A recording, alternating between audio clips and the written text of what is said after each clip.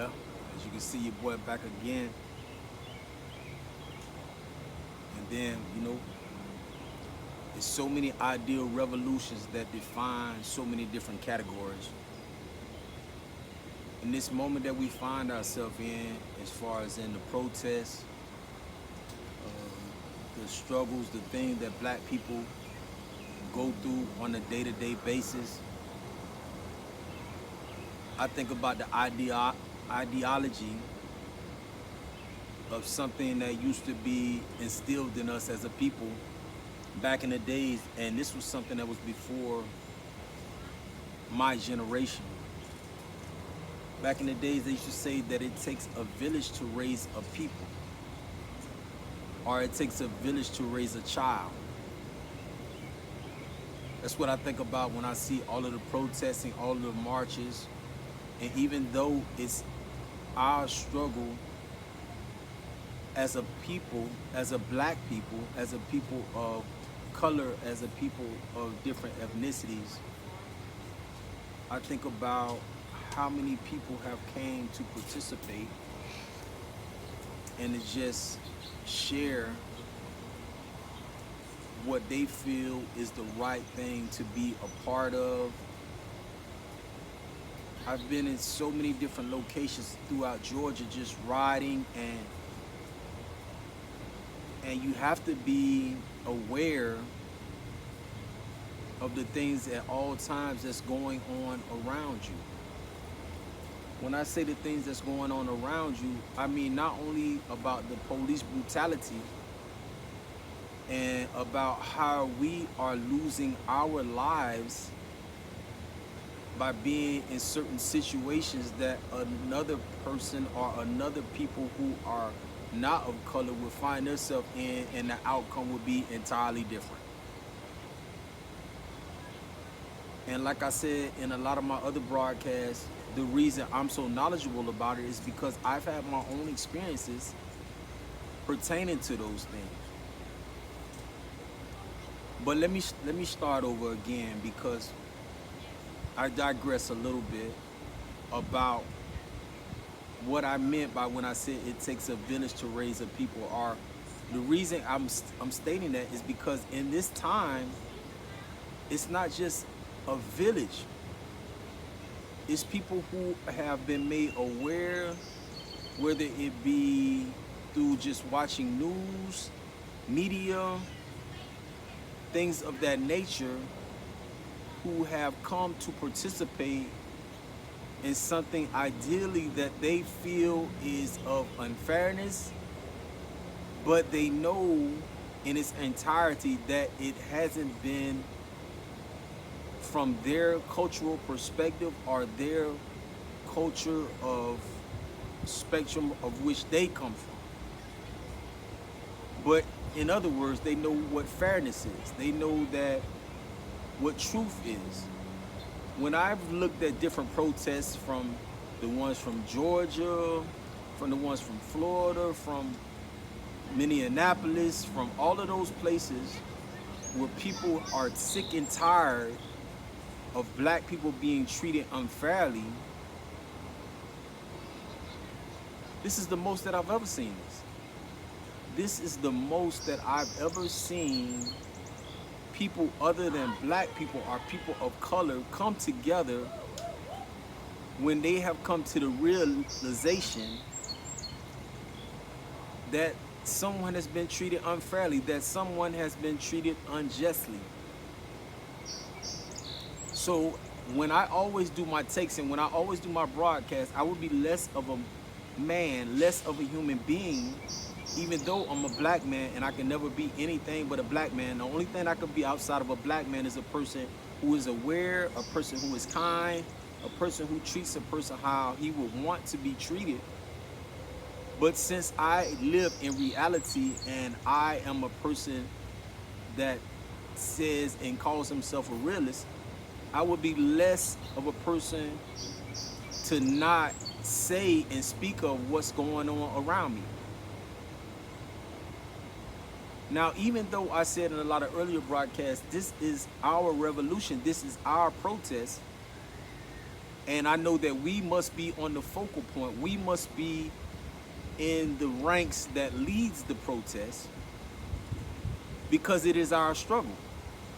Because throughout history, we have had different people involved in our struggle, but not just in our struggle, but in the ranks of our struggle, because they were made aware throughout history of the things that we as a downtrodden people have been downtrodden since we've been over here in what they call the United States of America. If a person knows their historical standpoint, you know that so says the Constitution that you are 3/5 or 3/4 of a human being. Meaning that back in the days, they didn't even consider you to be a full man or a full woman. They never rewrote the Constitution. They never rewrote anything that was pertaining to a black people, but yet and still so many people are showing up in ranks to support us, to support people of color, to support black people. I have to respect that. I have to call it for what it is. But I want you to always know that even though we have other people amongst the ranks and other people who have come to support us and aid us, knowing that we are being treated unjustly, I want you to lead your legacy. When I say I want you to lead your legacy, I want you to not forget those people who are standing on the side of you. I want you to remember first your brothers and your sisters, but I also want you to remember all of those people who were there to support you. When I say other people who have been there to support you, I mean people who are not of color. Because in this broadcast, I want to shed the light about the things that's going on, but I also want to be accurate in the information that I'm giving you. When I was riding around in Georgia and seeing all those different people of color holding signs up and all of the people who are not of color holding signs up, it is a beautiful experience. It is the experience that I think about, why did it take so much death and so many of our young people losing their lives for them to come up with a different solution, or for them to understand that this should have been taking place. I come to a realization, and it makes me heartfelt. It makes me hurt, and sometimes it leaves me in a sad state, because a lot of times with all of the things that I've been through as a black person, it seems that when I made it through my reality, I find myself caring and shedding more tears for other people before myself. I shed tears for other people more so than myself, because I know that a lot of us are unlearned and unknowledgeable about the things that go on around us, because we are so caught up in sport and play. We're so caught up in the things that are, when you add it up, are not as meaningful as the things that should make you a better individual, should make you a better man or a better woman.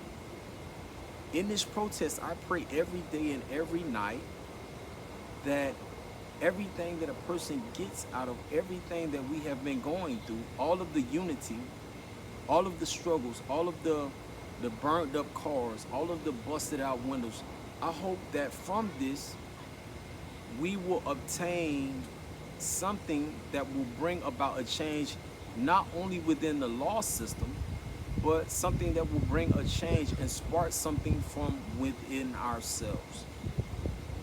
Earlier in the broadcast, when I spoke about building a legacy and letting your legacy determine or define you, the reason I want you to focus on this and remember these words is because this moment in time, as we protest, as we burn up buildings, as we burn up cars, as we stand face to face with the people who are arbitrarily hurting us, are in a position of authority, who when we find ourselves in those positions, are hurting us because we're people of color. I hope we listen to every moment and every facet of everything and realize that this is not something that should just be played out after the protest cease and stop, but I want it to be remembered throughout generations. The reason it needs to be remembered throughout generations, and it needs to be played on several broadcasts, and so many people are sharing about it, and for the most part, a lot of people are speaking positively about it, regardless of some of the negative influences. When I say that they're speaking positively instead of the negative influences, I mean the minute percentage of small things that some of us are doing because we are caught up in our emotions and we don't know how to place a different outlet on the emotions of which we're dealing with because we see our brother and our sister murdered on a day-to-day basis.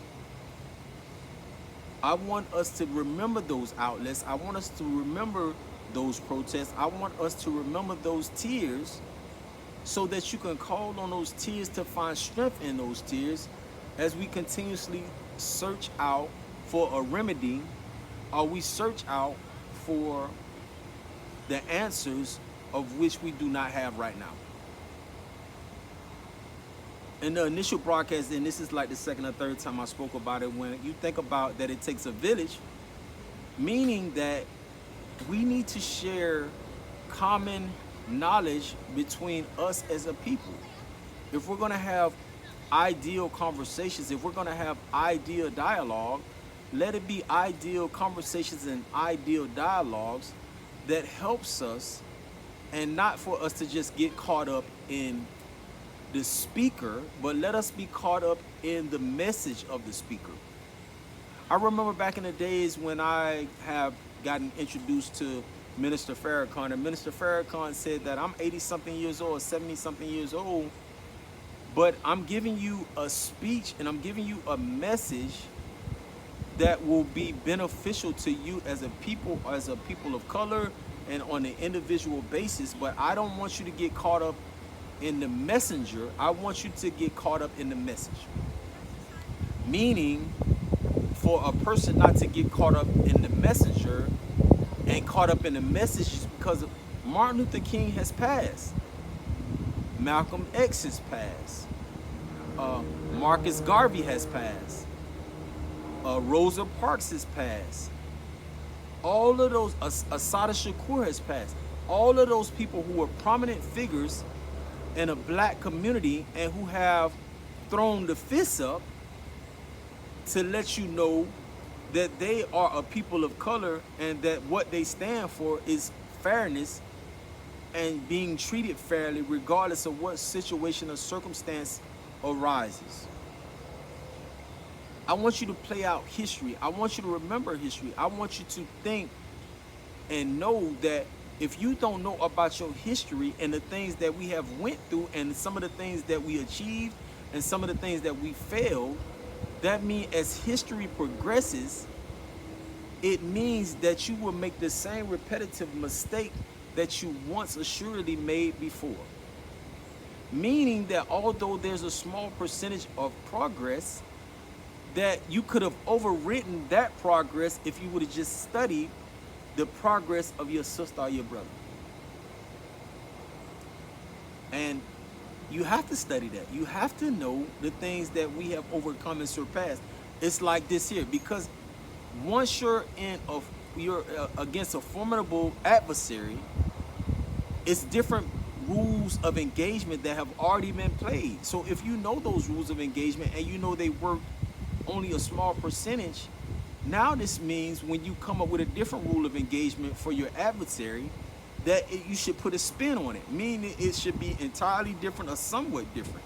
You can take bits and pieces of what your ancestors did in the initial set or the initial phase of the engagement, but you add your bits and pieces, therefore it will be more monumental.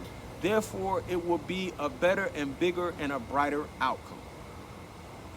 I tell you this and I share this information with you because I love you as a brother.